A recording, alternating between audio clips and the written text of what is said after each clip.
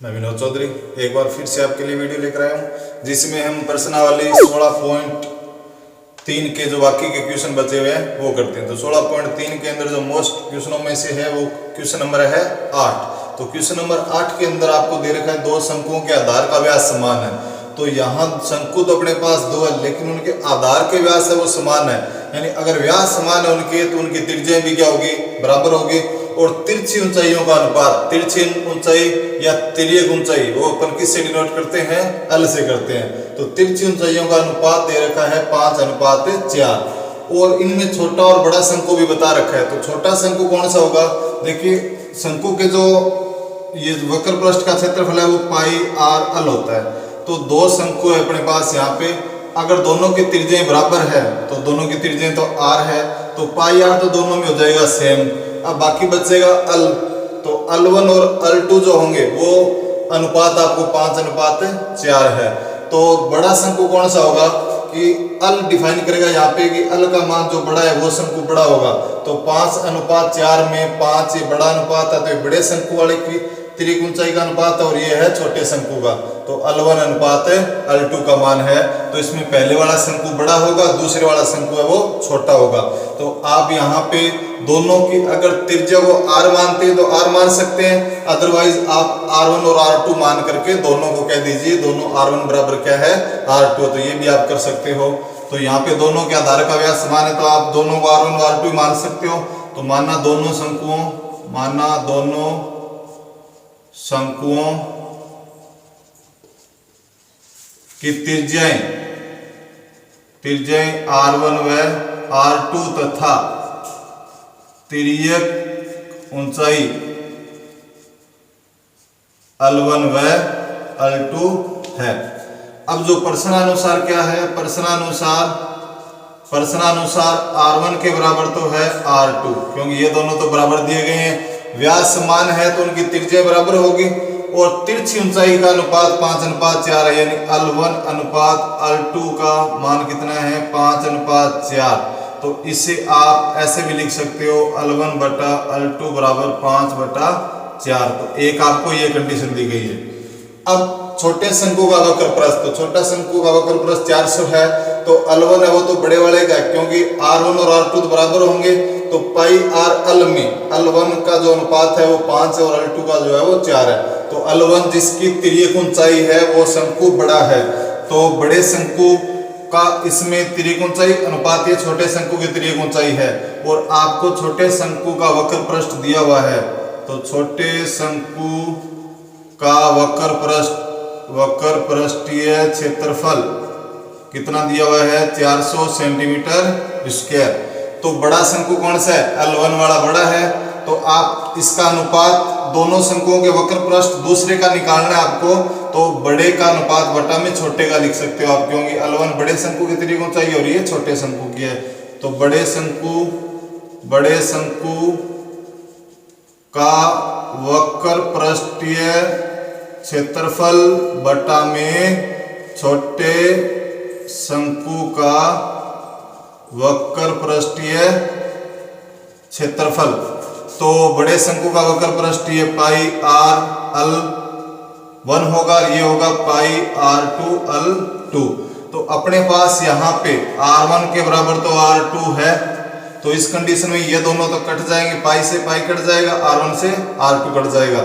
अब बड़े शंकु का तो अपने को ज्ञात करना है, तो बड़े शंकु का वक्र पृष्ठीय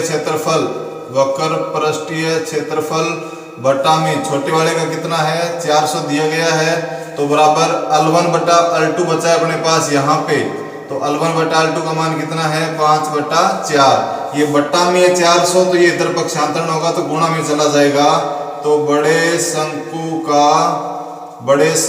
का वक्र पृष्ठीय क्षेत्रफल बराबर 5/4 गुणा में 400। 4 से 400 वो 100 बार कट गया, तो कितना आ गया 500 सेंटीमीटर स्क्वायर। तो बड़े शंकु आ गया 500, क्योंकि अब आप इनका जो अनुपात निकालते हो 500 अनुपात 400 ये दोनों के वक्र पृष्ठ का अनुपात है। तो 5:4 ही क्यों आएगा, क्योंकि पाई एक का जो अनुपात था वो पाई R1 L1 था, दूसरे का था पाई R2 L2। तो ये दोनों तो सेम थे तो कट गए, तो L1 अनुपात L2 का जो है वही सेम वक्र पृष्ठ का होगा, क्योंकि R1 और R2 कैंसिल हो गए, पाई से पाई कैंसिल हो गया। तो इस क्वेश्चन में दोनों के वक्र पृष्ठ का अनुपात और तिर्यक ऊंचाई का अनुपात बराबर आएगा, क्योंकि इनके व्यास क्या है, समान है। तो ये अच्छा क्वेश्चन है, अथवा 3 नंबर में पूछ सकता है। आगे प्रश्नावली का क्वेश्चन नंबर 11। इस तरह के क्वेश्चन बोर्ड एग्जाम में आ रहे हैं पीछे के 2 सालों के अंदर, बोर्ड और मेन एग्जाम और सप्लीमेंट्री के अंदर।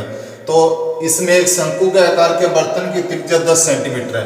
तो मैंने इसको एज ए डायग्राम से समझाने की कोशिश कर रहा हूँ। तो ये शंकु के आकार का बर्तन है जिसकी त्रिज्या 10 सेंटीमीटर है। तो इसमें ये R का मान दिया गया है 10 और ऊंचाई 18 है, और इसकी ऊंचाई कितनी है, 18 सेंटीमीटर।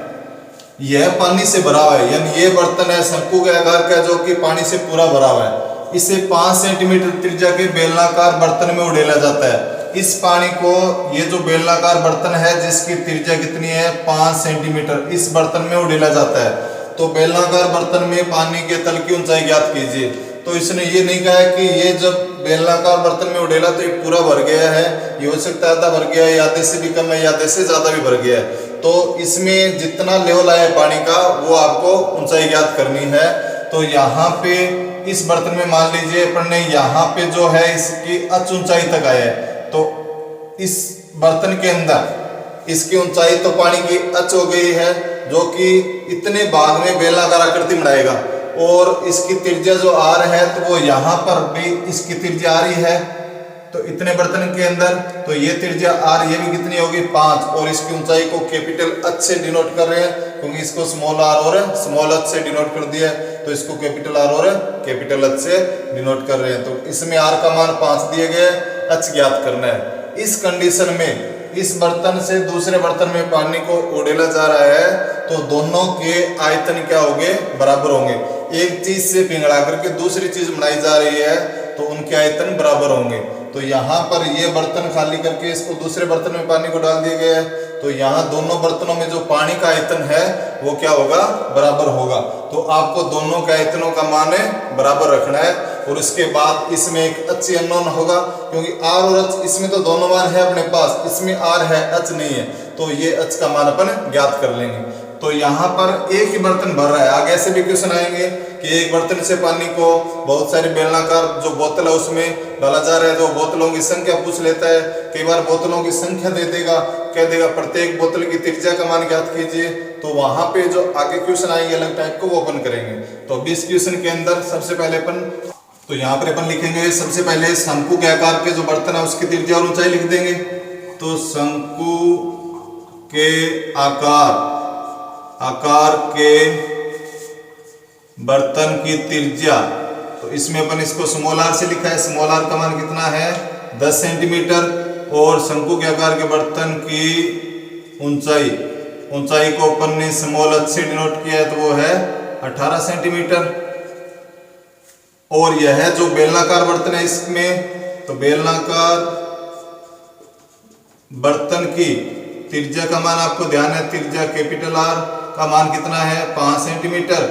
और माना जो पानी के तल की ऊंचाई अपन मान लेंगे, कितनी ऊंचाई है पानी के तल की, H है। तो जो शंकु के आकार के बर्तन से जब बेलनाकार बर्तन में पानी उड़ेला जाता है, तो इस कंडीशन में दोनों के पानी का आयतन बराबर होगा।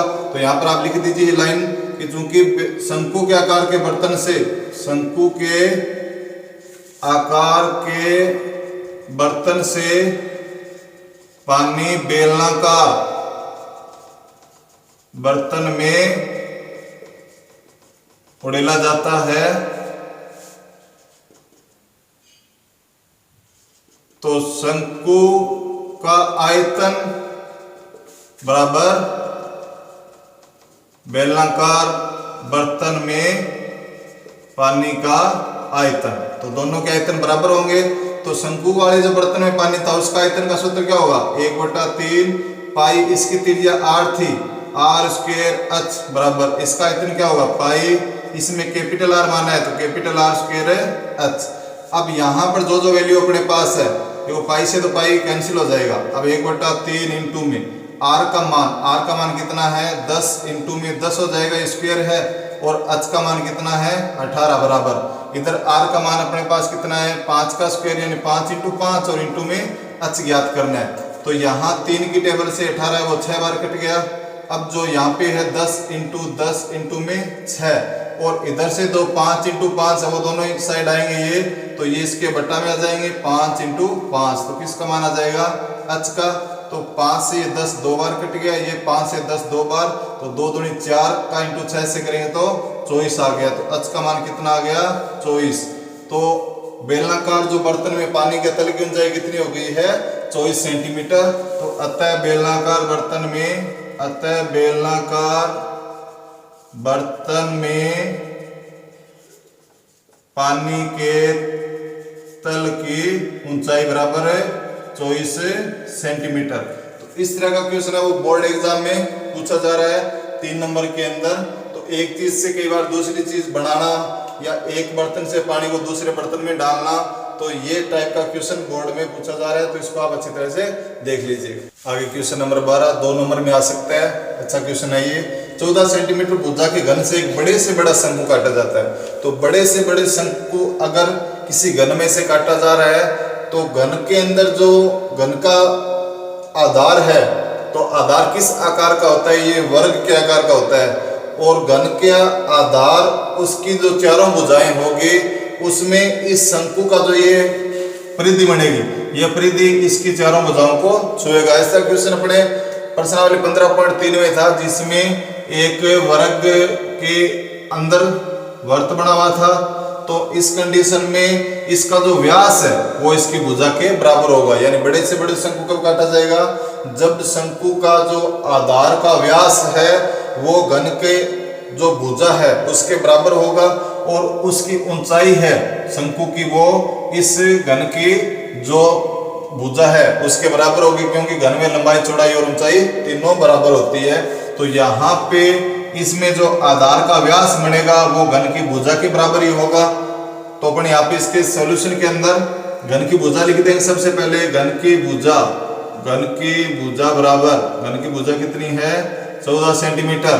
अब ये इसको लैंग्वेज को लिखेंगे कि घन से एक बड़े से बड़े शंकु काटा जाता है। घन से एक बड़े से बड़ा शंकु काटा जाता है। तो शंकु काटने पर जो शंकु का आधार का व्यास किसके बराबर होगा, घन की भुजा के बराबर होगा। तो शंकु के आधार का जो व्यास है ये व्यास कितना हो जाएगा 14 सेंटीमीटर। तो इसकी जो त्रिज्या है, त्रिज्या r का मान कितना हो गया 7 सेंटीमीटर। इसका आधा हो गया, 14/2 करके भी लिख सकते हो, 14/2 बराबर 7 सेंटीमीटर। और इसकी जो ऊंचाई है, ऊंचाई किसकी, ये शंकु की ऊंचाई भी किसके बराबर होगी, घन की भुजा के बराबर यानी 14 सेंटीमीटर। तो ऊंचाई ये h का मान आ गया है, r का मान आ गया है। इसने पूछा है शंकु का आयतन ज्ञात कीजिए। तो शंकु के आयतन में r और h का मान चाहिए, दोनों अपने पास है 1/3 पाई r स्क्वायर h। तो 1/3 गुणा पाई का मान 22/7, r का स्क्वायर है तो 7 × 7 इंटू में h कितना है 14 है। तो 7 से 1 7 तो कट गया। अब इसका आंसर पॉइंट में आएगा, क्योंकि 3 से ये कोई संख्या नहीं कट रही है। तो 22 का इंटू 7 से कर लेंगे तो 154 इंटू में 14/3, 14 से गुणा करेंगे, 14 का 4 बार 56 हो गया, कैरी लग गई 5, 14 का 5 बार 70 और 5 हो गया 75, कैरी लग गई 7, 14 एकम 14 और 7 हो गए 21/3, 3 का भाग देंगे तो 21 में तो पूरा चला गया। अब 5 बचेगा, 5 में एक बार भाग गया, अब कितना बचेगा 2, 26 बढ़ेगा, 26 में 8 बार 24, तो 2 बचेगा 20, 20 के अंदर 6 बार 18 हो गया, फिर 2 बचेगा फिर 6। तो इस तरह ये कैलकुलेशन पॉइंट 6 से चलती जाएगी। तो आप इसको 2 अंकों में लिखना है तो 718.67, क्योंकि तीसरा अंक जो आएगा वो 6 ही आएगा। जब तीसरा अंक 5 से बड़ा हो तो पहले वाले अंक को आप 1 बढ़ा करके लिख दीजिए, जब आपको पॉइंट के बाद 2 अंकों में आंसर देना है। तो ये कितना हो गया 718.67 सेंटीमीटर क्यूब हो गया है। तो ये शंकु का आयतन। 16.4 से पहले उदाहरण नंबर 14, जिसमें आपको संख्या ज्ञात करनी है गोलियों की। शीशे के एक बड़े गोले की त्रिज्या 5 सेंटीमीटर है, इसे 5 मिलीमीटर त्रिज्या की कितनी गोलियां बनाई जा सकती है। तो यहाँ पर आपको गोलियों की संख्या ज्ञात करनी है। जैसे अपन ने दीवार के अंदर ईंटों की संख्या ज्ञात की थी, तो जब एक चीज से दूसरी चीज में अगर एक एक चीज कन्वर्ट हो रही है, एक चीज थी और दूसरी जो चीज बन रही है वो भी एक ही है, तो दोनों का आयतन डायरेक्ट बराबर होगा। लेकिन यहाँ पे जब दूसरी जो चीज बन रही है वो बहुत सारी संख्या में बन रही है, तो उन सभी का जो आयतन है वो जो बड़ी चीज जिससे कन्वर्ट करके वो बढ़ाई जा रही है उसके आयतन के बराबर होगा। तो यहाँ पे जो 5 मिलीमीटर त्रिज्या की जो गोलियां बन रही है उन सभी को मिलाने पर जो आयतन बनेगा वो 5 सेंटीमीटर गोले के आयतन के बराबर होगा।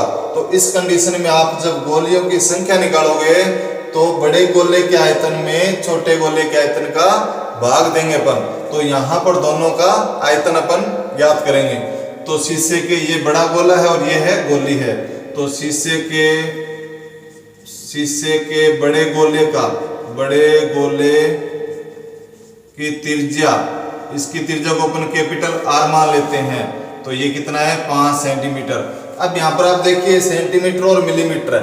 जब आपके पास मीटर सेंटीमीटर होता था तो आप बड़ी इकाई से छोटी इकाई बढ़ाओ ताकि अपना आंसर पॉइंट में कैलकुलेशन नहीं हो। पॉइंट में होने के बाद फिर कई स्टूडेंट से वो गलत हो जाता है। तो आप यहाँ पर मिलीमीटर से सेंटीमीटर मत बढ़ाइए, इस सेंटीमीटर को मिलीमीटर में बदल लीजिए, जिससे आपका आंसर पॉइंट में नहीं आएगा। तो यहाँ पर 1 सेंटीमीटर में 10 मिलीमीटर होते हैं, तो 5 सेंटीमीटर में हो जाएंगे ये 50 मिलीमीटर हो गया है। तो ये बड़े गोले की त्रिज्या हो गई है। तो शीशे के बड़े गोले का आयतन, तो आयतन का सूत्र क्या होता है गोले का 4/3 पाई आर क्यूब। यहाँ पे कैपिटल आर लिखा है त्रिज्या, तो ये कैपिटल आर लिखोगे आप।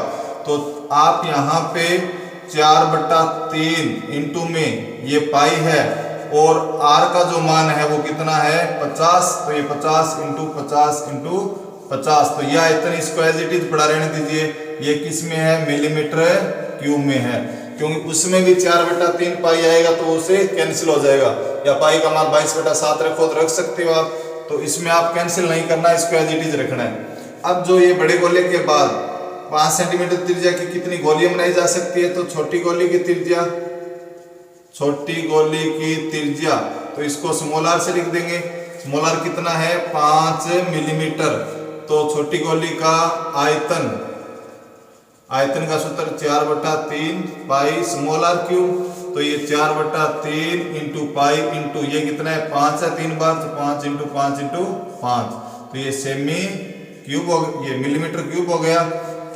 अब आपको गोलियों की संख्या ज्ञात करनी है। तो गोलियों की संख्या क्या होगा, बड़े गोले का आयतन बटा में छोटी गोली का आयतन।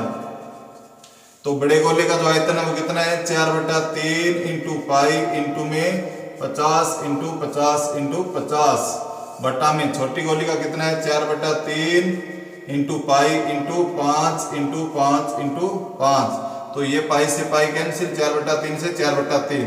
ये 5 है, इस 50 को 10 बार काटेगा, ये 5 इसे 10 बार, ये 5 भी से 10 बार। तो तीनों 10 गुना में करके ये कितना हो जाएगा 1000। ये क्या है गोलियां है, तो गोलियां। तो कितनी गोलियां बनाई जा सकती है उससे 1000 गोलियां बनाई जा सकती है। तो इस टाइप का क्वेश्चन 3 नंबर में पूछ सकता है। कन्वर्ट करने वाला, एक चीज से पिघलाकर दूसरी चीज बनाना, एक बर्तन से पानी को दूसरे बर्तन में डालना, इस टाइप के क्वेश्चन आप अच्छी तरह से तैयार कर लीजिए। जरूर आपको 95% इस टाइप का क्वेश्चन मिलेगा। प्रश्नावली 16.4 से पहले एग्जाम्पल नंबर 16 मोस्ट एग्जाम्पल है 3 नंबर की दृष्टि से। तो इसमें 2 गोलों के पृष्ठीय क्षेत्रफलों का अनुपात दे रखा है, उनके आयतनों का अनुपात ज्ञात करना आपको। तो 2 गोले दिए गए हैं, तो दोनों की त्रिज्याएं अपन R1 व R2 मान लेते हैं। तो माना दोनों गोलों की त्रिज्याएं,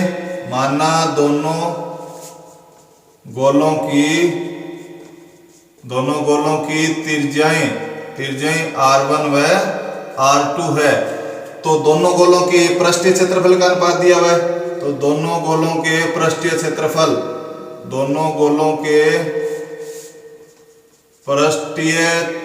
क्षेत्रफल का अनुपात।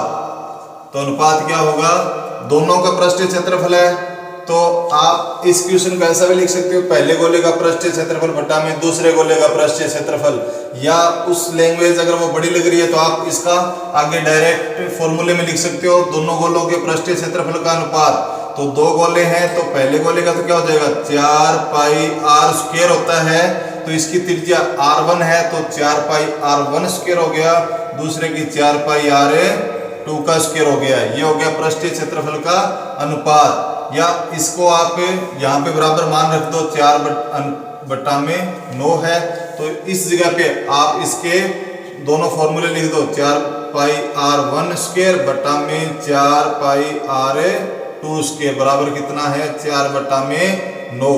4 पाई से 4 पाई कैंसिल हो गया, तो आपके पास रिमेनिंग पार्ट r1 बटा में r2 का जो स्क्वायर बचा है वो कितना है 4 बटा में 9। ये दोनों पे स्क्वायर है तो स्क्वायर हटाओगे तो r1 बटा r2 का मान आएगा, वर्गमूल आएगा 4 बटा 9 का, तो 4 का वर्गमूल हो गया 2, 9 का वर्गमूल हो गया 3, r1 बटा r2 का मान आ गया 2 बटा 3। अब आपको उनके आयतनों का अनुपात चाहिए, तो दोनों गोलों के आयतनों का अनुपात, तो आयतन का सूत्र क्या होता है, ये पहले गोले का हो जाएगा 4 बटा 3 पाई r1 क्यूब हो गया बटा में 4 बटा 3 पाई r2 का क्यूब। अब यहाँ पे 4 बटा 3 पाई से 4 बटा 3 पाई कैंसिल हो गया, तो r1 बटा में r2 पे क्या है ये क्यूब है, तो आप इस पे दोनों पे पावर सेम है तो दोनों पे कॉमन पावर लिख सकते हो। r1 बटा r2 की घात कितनी हो गई 3, तो r1 बटा r2 का मान कितना है 2 बटा 3, तो ये 2 बटा 3 की घात कितनी है 3, तो 2 की घात 3 कितनी होती है 8, 3 की घात 3 कितनी होती है 27। तो अतः दोनों गोलों के आयतनों का अनुपात आ गया 8:27। ये प्रश्न आपको चेंज करके देगा तो इस तरह से भी दे सकता है, आयतनों का अनुपात दे देगा और पृष्ठीय क्षेत्रफल का पूछ लेगा, या 4 9 की जगह वो 9 16 लिख सकता है, 9 25 लिख सकता है, 16 25 लिख सकता है। ये दोनों पूर्ण वर्ग संख्याएं हैं, क्योंकि ये इसका वर्गमूल निकलेगा तो ये 2 बटा 3 आ गया। यहाँ पर आपको पूर्ण घन संख्या भी दे सकता है, तो इससे ज्यादा बड़ी संख्या नहीं देगा, जैसे 4 और 5 देगा थोड़ी बड़ी संख्या हो जाएगी, तो आपको ये 2 और 3 आपको आयतन का अनुपात दे करके पृष्ठीय क्षेत्रफल का पूछ सकता है। तो आप इस क्वेश्चन को रिवर्स कंडीशन में, तो यहाँ r1 बटा r2 का क्यूब होगा ये, फिर r1 बटा r2 का करोगे तो ये इसका घनमूल निकलेगा तो 2 बटा 3 हो जाएगा, फिर 2 बटा 3 से ये 2 बटा 3 का स्क्वायर बनेगा तो 4 बटा 9 आंसर आ जाएगा। तो इस तरह से क्वेश्चन आपको पूछ सकता है। तो आगे की जो क्वेश्चन है अपन 16.4 के क्वेश्चन और प्रश्नावली विविध के जो बच्चे हैं वो अपन कल की क्लास में करेंगे। तो आप चैनल को ज़्यादा से ज़्यादा सब्सक्राइब कीजिए, शेयर कीजिए, जो भी वीडियो उस पर कमेंट जरूर कीजिए।